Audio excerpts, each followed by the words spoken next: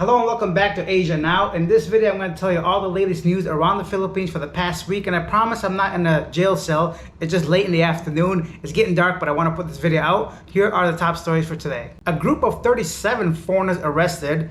2 more foreigners arrested at the airport. The Ukrainian President Zelensky is in the Philippines. Find out why. Is there really a Chinese spy in the Philippines government? Details on that story.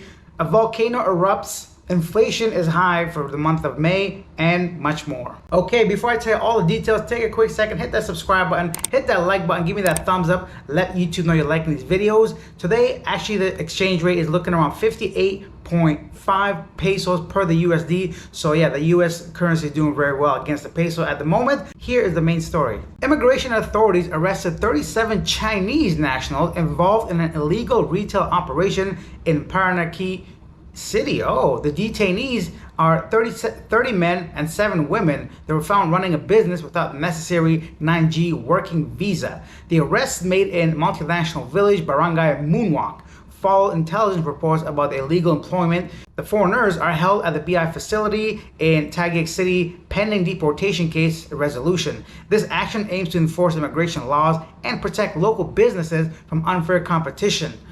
Okay, once again, Chinese nationals getting in trouble, trying to start businesses, doing illegal activities. Now, I don't really care where people are from, but when foreigners do stuff like this, it really highlights really negatively and reflects badly on the rest of us who are trying to come to the country, because now the Bureau of Immigration, the officers, they're going to be on high alert. So every time you come into the country, they may do a little bit more of a deep dive into your stay and get more details. And it's going to lead to maybe more tracking and all that. Although in the long run, it's obviously for the security and all that, but it becomes like a bit of a nuance or a nuisance, I should say, for people that are just coming there for travel, for visit, for retiring, all that stuff. Let's get into our next story. The Bureau of Immigration at the Naya airport intercepted 2 Chinese fugitives attempting to flee the country. Both are detained at the camp, same place, I guess, as the other people. Jun Zong, wanted for extortion in China, was arrested trying to board a flight to Bangkok with a fake Myanmar passport.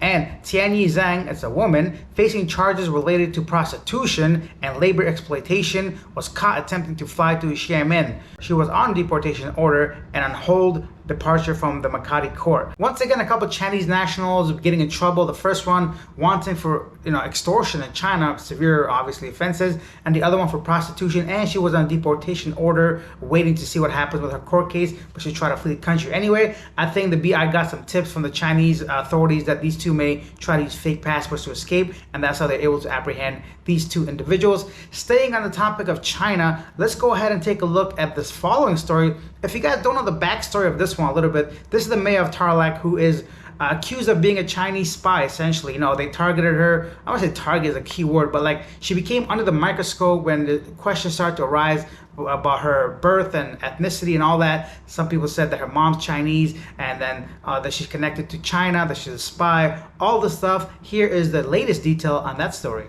Mayor Alice Guo of Bamban Tarlac declared assets of 367 million.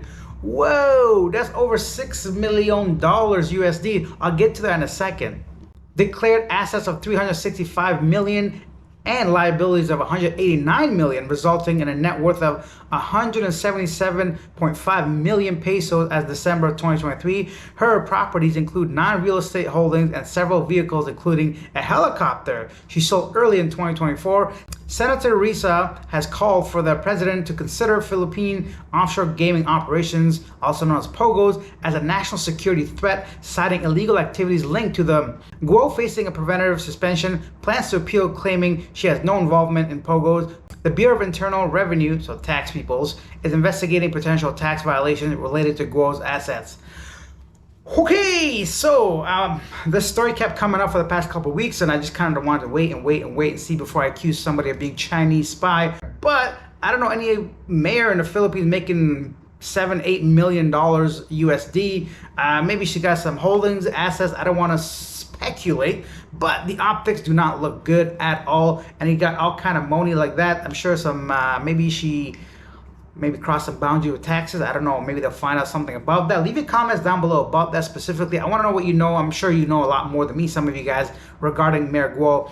and all that stuff. But I want to know, do you think she's actually involved in anything kind of illegal? Because I don't know, there's a lot of money to be having as just the mayor of a city, but maybe she's a good investor. Next up is a volcanic eruption. Here are the details.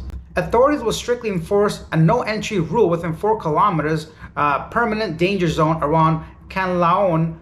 Oh, okay, so this is a volcano that is in central Philippines. It's 2,400 meters high in Bacolco. Monday night's eruption scattered ashes up to 10 kilometers. The future activity of the volcano, which has a history of eruptions, remains uncertain. The Philippines, located in the Pacific Ring of Fire and prone to earthquakes and volcanic eruptions, also experiences around 20 typhoons and storms annually, making it one of the most disastrous-prone countries in the world.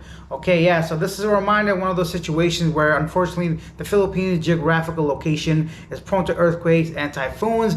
If that is one of your worries, it's definitely something to wonder and question and research. Personally, because I stay in Cebu City, I never really experienced any of that stuff. I mean, even the big ones that happened, I was out of the country at the time.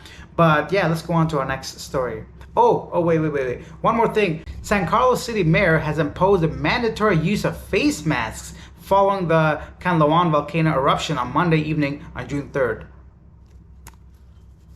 Face mask. Look, I've never been in a volcanic situation or the aftermath, so I really can't say, but something about wearing a face mask being mandatory doesn't sit right with me. I don't know if I gotta educate myself on that topic as well, so please let me know in the comment section if you've been through like a aftermath of a volcano and if that's something that's necessary or what. Ukrainian President Volodymyr Zelensky is in Manila to meet with President Marcos Jr. The visit comes after the two leaders' participation in 21st International Institute for Strategic Studies in Shangri-La Dialogue in Singapore. Zelensky also wants Marcos to send over more mental health professionals to Ukraine as they are in need right now. A little bit weird having Zelensky visit the Philippines while the Cebu mayor is in Russia. I don't know. I'm not a politician, but kind of seems contradicting. In some quick news, 6,539 dengue fever cases and 16 deaths were recorded from January to May 25th. So that's a 95% increase in dengue cases. So if you come to the Philippines on a trip, bring some of the bug spray to rub yourself so mosquitoes don't bite you. A survey regarding the divorce bill says that half of the Filipino adult population supports divorce.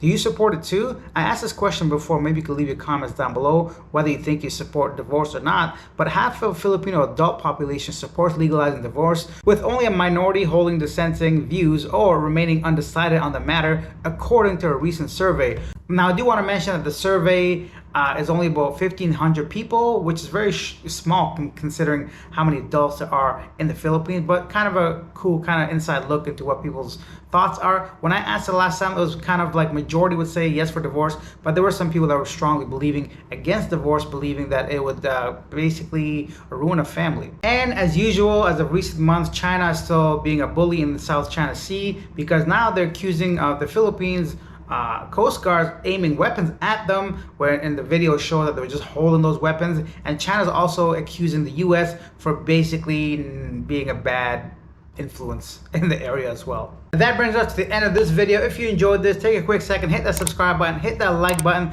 let me know you enjoyed this video, and share your thoughts, your comments, anything you want to talk about. This is an open community. If you write it, I'll take the time to respond. Thank you for watching. I'll see you guys next time. Right now my forehead do be shiny. I did get a nice fade earlier. Anyways, I'm rambling. See you guys next time. Bye.